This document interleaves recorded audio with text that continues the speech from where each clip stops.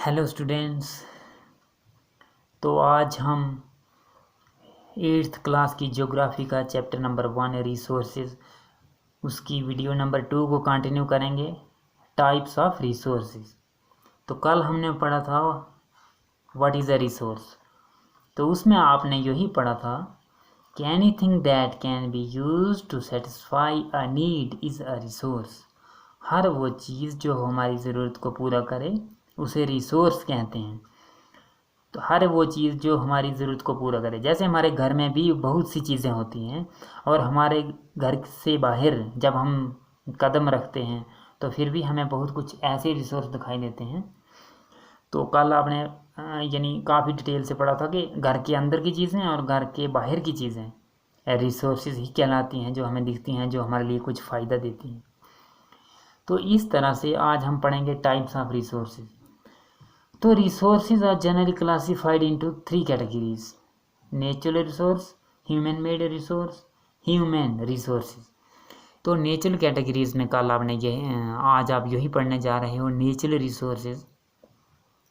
उसमें वो चीज़ें आती हैं जिनकी हम मॉडिफिकेशन करने के बगैर सीधा सीधा नेचर से प्राप्त करते हैं या हासिल करते हैं। Resources that are drawn from nature and used without much modifications are called natural resources.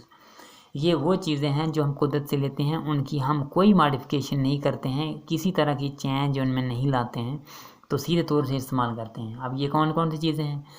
For example जैसे एयर है, वाटर है, सॉइल है, मिनरल्स हैं, एट्सेट्रा। इन चीज़ों को हम इनकी कोई चेंजिंग नहीं करते हैं और सीधा सीधा हम अपनी लाइफ में इनका यूज़ करते हैं। तो इस तरह से ये आ गया नेचुरल रिसोर्सेज। तो उसके बाद हम पढ़ेंगे ह्यूमन मेड रिसोर्सेज। अब ह्यूमन मेड रिसोर्सेज ये वो रिसोर्सेज हैं जो हम चेंज करते हैं, जिनकी एक्चुअल शक्ल हम चेंज करते हैं और एक नया सब्सटेंस बनाते हैं जिसको हम रिसोर्स कहते हैं। यानी sometimes natural substances become resources only when their original form has been change. जब उनकी असली शक्ल चेंज हो जाती है तो तब हम उसे रिसोर्स कहते हैं। तो इसको कहते हैं human made resources. For example जहाँ पे जैसे मैंने आपको बहुत एग्जांपलें दी हैं, जैसे रोड्स, बिल्डिंग्स, ब्रिजेस, ऑयल यानी petroleum, diesel etcetera, machinery, vehicles, ये सारी चीज़ें जो हैं ये ह्यूमन मेड रिसोर्सेज हैं, क्योंकि ये इंसान ने इनको चेंज किया है, इनकी शक्ल को चेंज किया है, 2-3 रिसोर्सेज को इकट्ठा किया है और इनसे एक अलग ही रिसोर्स तैयार किया है। तो ऐसे में यानी ह्यूमन मेड रिसोर्सेज, इनको चेंज करने के बारे में। तो जैसे जैसे हम लोहा निकालते हैं ज़मीन के अंदर से, या जो लोहे की खान है, अब वो खान के अंदर से उस वक्त तो पता नहीं चल सकता था जब तक उसकी एक्चुअल पता ना चले कि ये आयरन ओर क्या है। जब शुरू में आयरन ओर थी तो उस वक्त वो रिसोर्स नहीं थी, बाद में उसे यूज़ किया। उसका जो आयरन ओर का जो अंदर से कच्चा मलबा निकला था उसको मशीनों में डाला, साफ़ किया और उससे एक साफ़ किस्म का लोहा तैयार किया, तो फिर वो रिसोर्स बना। लेकिन आयरन ओर जो थी वो उस वक्त एक रिसोर्स नहीं था जब तक लोगों को ये पता नहीं था। यानी iron ore was not a resource until people learned to extract iron from it.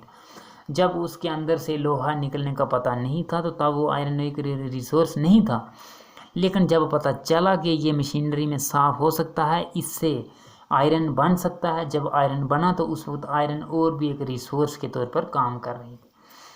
तो ऐसे ही यानी roads, buildings, bridge, oil, machinery, vehicles, इसका जब शुरू में पता नहीं था तो तब वो रिसोर्स नहीं था। लेकिन आस्ता आस्ता जैसे जैसे जो चीज़ इंसान इन्वेंट करता गया तो वो हर एक चीज़ हमारे लिए रिसोर्स बनती गई। तो वो सारे आ गए ह्यूमन मेड रिसोर्सेज। तो उसके बाद है ह्यूमन रिसोर्सेज। अब ह्यूमन रिसोर्सेज क्या होता है? ह्यूमन रिसोर्सेज होता है जैसे ह्यूमन हैं, उनकी एजुकेशन है, उनका स्किल है, एजुकेशन से निकली हुई आइडियाज़ हैं, और स्किल और एजुकेशन इकट्ठी हुई उनसे निकली हुई एक टेक्नोलॉजी है। यानी ये सारे मेथड जो हैं वो ह्यूमन रिसोर्सेज के हैं। जैसे फॉर एग्जांपल किसी गांव में कोई सूखा पड़ता है, वहाँ पानी की समस्या है, पानी नहीं मिल रहा है, तो वो लोग जो हैं वो एक साइंसदानों की मदद लेंगे, साइंसदानों के पास जाएंगे, अप्रोच करेंगे, जो एग्रीकल्चर साइंटिस्ट हैं उनके पास जाएंगे, वहाँ से आइडिया लेंगे, उसको अपनी ज़मीनों में अपनाएंगे और अपनी प्रॉब्लम को ख़त्म करेंगे। वो ह्यूमन रिसोर्सेज हैं। ये ऐसे में वो उनको हम ह्यूमन रिसोर्सेज कहेंगे जो इंसानों की भलाई के लिए, इंसानों के किसी भी काम के लिए, अच्छाई के लिए जो यूज़ होगा, और वो इंसान की एजुकेशन, इंसान का आइडिया और इंसान का स्किल, उसकी वजह से जो हमें फ़ायदा होगा, वो ह्यूमन रिसोर्सेज है। अब जो नेचुरल रिसोर्स आपने पढ़ा था, इसको और भी डिटेल से पढ़ेंगे। जैसे आपने पता नेचुरल रिसोर्स में वो चीज़ें आ गई जो जिनकी हम कोई मॉडिफिकेशन नहीं करते हैं, air, water, soil, minerals etcetera, यानी ऐसी चीज़ें जो सीधा कुदरत से हमने हासिल की और उनकी हमने कोई मॉडिफिकेशन नहीं की। तो इसमें दो कैटेगरीज होती हैं, एक होते हैं रेन्यूएबल सोर्सेज और दूसरे होते हैं नॉन रेन्यूएबल सोर्सेज। तो नॉन रेन्यूएबल सोर्सेज में कौन से आते हैं और रेन्यूएबल सोर्सेज में कौन से आते हैं, तो इसके बारे में हम पढ़ेंगे। तो renewable sources are those which get renewed quickly, यानी रेन्यूएबल सोर्सेज वो होते हैं जो हम कुदरत की तरफ से लेते हैं, सीधा कुदरत से लेते हैं, लेकिन उनको दोबारा से न्यू किया जा सकता है, उनको दोबारा से नया बनाया जा सकता है। जैसे हम बात करेंगे वाटर की, जैसे हम बात करेंगे सॉइल की, जैसे हम बात करेंगे फॉरेस्ट की। तो जैसे मिट्टी है, सॉइल, तो उसको हम बचा सकते हैं, हम नए नए पौधे लगा सकते हैं। और मिट्टी बनाने के लिए जैसे हम कोई कूड़ा करकट डालकर मिट्टी बना सकते हैं, जो लैंड फिलिंग कर सकते हैं। उसके लिए बेशक लाखों साल लग जाएं, लेकिन ऑप्शन है, हम उसे बना सकते हैं। जैसे फॉरेस्ट है, किसी का मकान बनाने के लिए हमें दरख्तों को गिराना पड़ता है, लेकिन हाँ, हम एक दरख्त के बजाय 4 दरख्त लगा सकते हैं ताकि हमारी आने वाली नस्लें उसे यूज़ करें। और जैसे हमारा काम चल रहा है वैसे ही हमारी नस्लों का भी चले। तो इस तरीके से फॉरेस्ट को भी, सॉइल को भी और वाटर को भी, यानी वाटर को हम ज़ाया ना करें, उसको हम गंदा ना करें, उसको हम जैसे नदियों में, नालों में हम ज़्यादा गंद ना डालें। तो इस तरह से वाटर को हम फ्रेश रख सकते हैं। तो इस तरह से हम इन चीज़ों को रिन्यू कर सकते हैं। हाँ, कुछ एनर्जी होती है जैसे सोलर एनर्जी है, विंड एनर्जी है, तो ये भी रेन्यूएबल है। लेकिन इसका अगर हम किसी भी तरह का ज़्यादा यूज़ करेंगे तो उससे कोई फ़र्क नहीं पड़ेगा, क्योंकि ये अनलिमिटेड है। जैसे सोलर है या विंड है, तो ये अनलिमिटेड है, इसको कोई आदमी की एक्टिविटियों से, ह्यूमन बीइंग की एक्टिविटियों से कोई फ़र्क नहीं पड़ने वाला। लेकिन जैसे वाटर, सॉइल, फॉरेस्ट, इनकी अगर हम अंधाधुंध कटाई करेंगे या लापरवाही से इसका हम यूज़ करेंगे तो ये हमें भारी पड़ सकता है, यानी इसका स्टॉक ख़त्म हो सकता है। तो उसके बाद है नॉन रेन्यूएबल सोर्सेज। तो नॉन रेन्यूएबल सोर्सेज क्या होते हैं? तो non renewable sources are those which have a limited stock. Once the stock are exhaust it may take thousands of year to be renewed. यानी नॉन रेन्यूएबल सोर्सेज वही होते हैं जिनका स्टॉक लिमिटेड है, जिनका स्टॉक थोड़ा है, उनका हमें कोई पक्का पता नहीं है कि उनका जो स्टॉक है वो कितना है, वो कितने समय तक रहेगा। तो अगर वो एक बार ख़त्म हो गया तो उसको दोबारा बनाने के लिए हज़ारों साल लगेंगे, लाखों साल लगेंगे, लेकिन फिर भी वो उतना आसानी से बनने वाला नहीं है। फॉर एग्ज़ाम्पल जैसे कोल है, पेट्रोलियम है, नेचुरल गैस है, अगर इन चीज़ों का इस्तेमाल हमने केयरलेसली किया तो इनका स्टॉक लिमिटेड है और ये ख़त्म हो गए तो ये दोबारा बहाल होना बहुत मुश्किल काम ही नहीं बल्कि नामुमकिन भी है। तो इसके आगे हम पढ़ेंगे कि जो इनकी डिस्ट्रीब्यूशन है, ये जो नेचुरल रिसोर्सेज हमें हर जगह मिलते हैं, जैसे सोना कहाँ मिलता है, जैसे ये पेट्रोलियम वगैरह कहाँ मिलता है, या जैसे कोल कहाँ मिलता है, नेचुरल गैस कहाँ मिलती है। तो ये सारी भी चीज़ें पृथ्वी पर अलग अलग जगह पाई जाती हैं, क्योंकि ये जो फैक्टर्स होते हैं तो ये अनइक्वल होते हैं, ये डिफ़र करते हैं एक जगह से दूसरी जगह के। जैसे कि the distribution of natural resources is unequal because these factors differ so much over the earth. क्योंकि इसमें फैक्टर्स कौन कौन से आ जाते हैं बीच में, टेरेन आ जाती है, क्लाइमेट आ जाता है, आल्टीट्यूड आ जाता है। इन चीज़ों की वजह से, इन फैक्टरों की वजह से इनकी जो डिस्ट्रीब्यूशन है वो अलग अलग है और ये एक जगह से दूसरी जगह में डिफ़र करते हैं।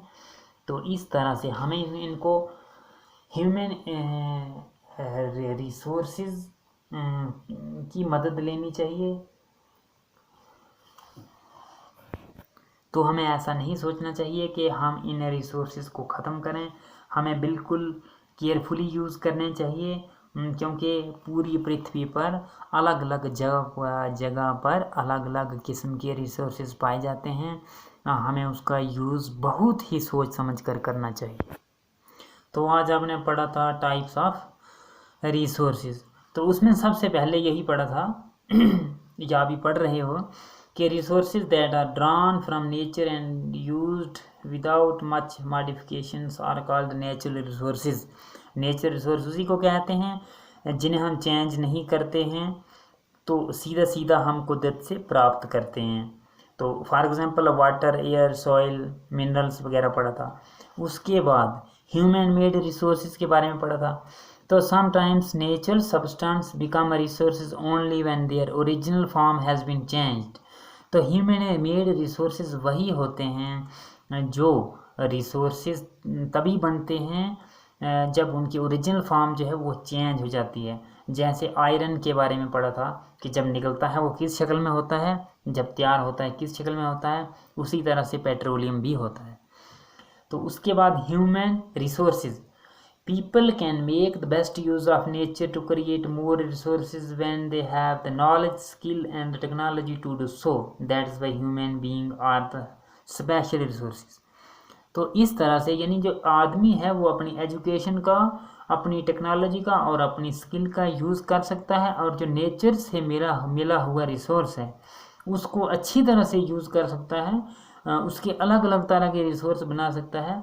इसलिए आदमी को एक स्पेशल रिसोर्स कहा गया है। तो कल हम इससे आगे पढ़ेंगे कि इन रिसोर्सेज को बचाना किस तरह है। Thank you.